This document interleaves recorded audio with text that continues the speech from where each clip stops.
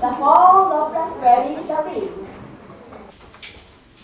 The Fall of Freddie the Leaf. Spring had passed, so had summer. Freddie the leaf had grown large. His midsection was wide and strong, and his 5 extensions were firm and pointed. He had first appeared in spring as a small sprout on a rather large branch near the top of a tall tree. Freddie was surrounded by hundreds of other leaves, just like himself, or so it seemed. Soon he discovered that no 2 leaves were alike, even though they were on the same tree. Alfred was a leaf next to him. Ben was a leaf on the right side, and Claire was a lovely leaf overhead. They had all grown up together.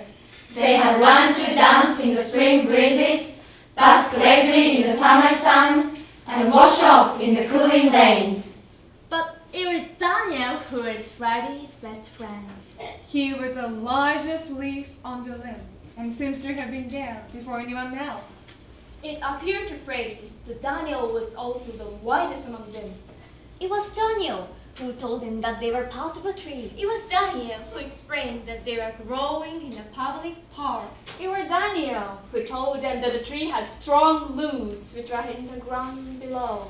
It was Daniel who explained about the birds who came to sit on their branch and sing morning songs. It was Daniel who explained about the sun, the moon, the stars, and the seasons. Freddie loved being a leaf.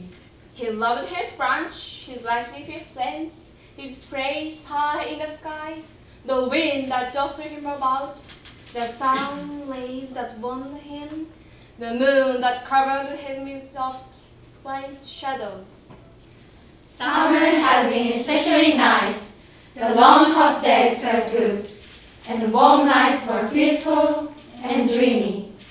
There were many people in the park that summer. They often came and sat under Freddie's tree. Daniel told him that giving shade was part of his purpose. What's the purpose? Freddie had asked. A reason for being. To make things more pleasant for others is a reason for being.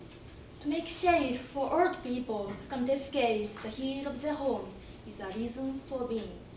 To provide a cool place for children to come and play. To fan with the leaves the picnickers who come to eat on checkered tablecloths.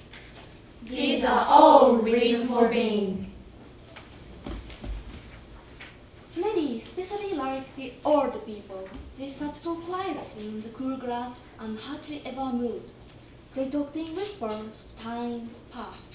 The children were fun too, even though they sometimes tore holes in the bark of the tree, or carved their names into it.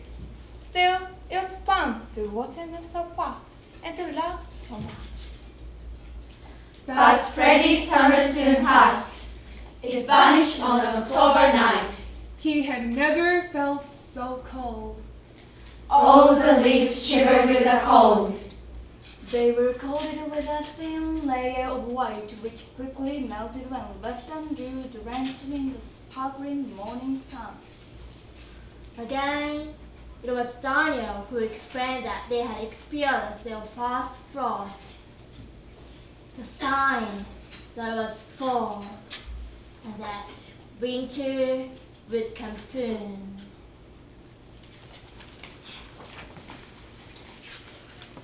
Almost at once, the whole tree, In fact, the whole park was transformed into a blaze of colors. there was hardly a green leaf left. Alfred had turned a deep yellow. Ben had become a bright orange. Claire had become blazing red. Daniel a deep purple, and Freddie was red and gold and blue. How beautiful! How beautiful! How beautiful they all looked! Freddie and his friends had made their tree a rainbow.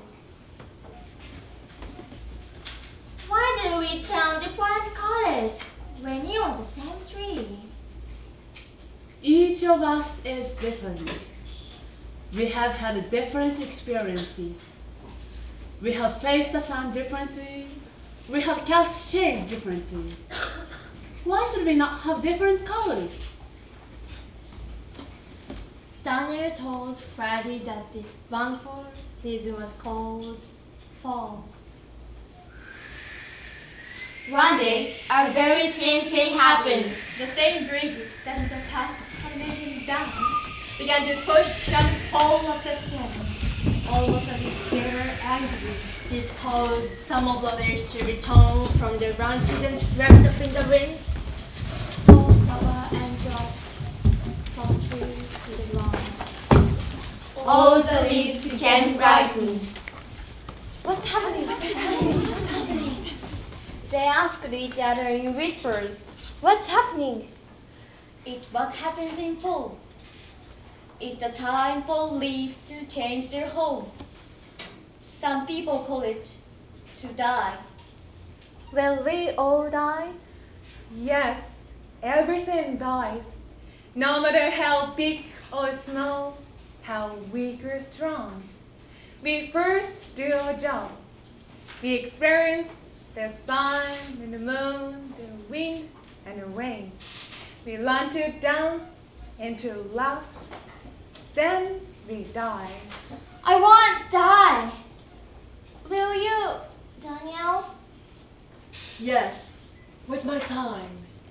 When is that? No one knows for sure.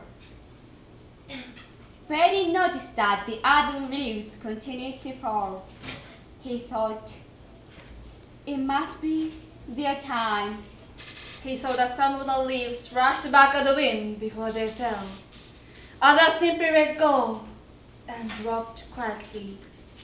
Soon, the tree was almost there. I'm afraid to die. I don't know what's down there. We all fear what we don't know, Freddie. It's natural. Yet you're not afraid when spring became summer. You're not afraid when summer became fall. They were natural changes. Why should you be afraid of feeling of death? Does the tree die too? Someday. But there is something stronger than the tree. It is life that lasts forever, and we are all a part of life. Will we return in the spring? We may not, but life will. Then what has been the reason for all of this? Why were we here at all if we only have to fall and die? Daniel answered in his matter-of-fact way. It's been about the sun and the moon. It's been about happy time together. It's been about shade and old people and children. It's been about colors in fall. It's been about seasons. Isn't that enough? That afternoon, in the golden light of dusk, Daniel let go. He fell effortlessly. He seems to smile peacefully as he fell. Goodbye for now, Freddie.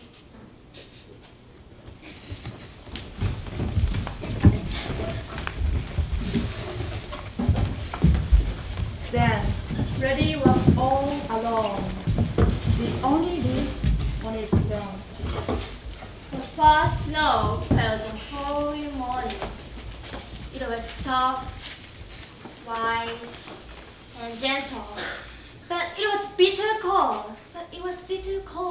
There was hardly any sun that day. The day was very short. Freddie found himself losing his color, becoming brittle. It was constantly cold, and the snow weighed heavily upon him. At dawn, the wind came that took Freddie from his branch. It didn't hurt at all. He felt himself rolled quietly, gently, and softly downward. As he fell, he saw the whole tree for the first time. How strong and firm it was! He was sure that it would live for a long time, and he knew that he had been part of its life, made him proud.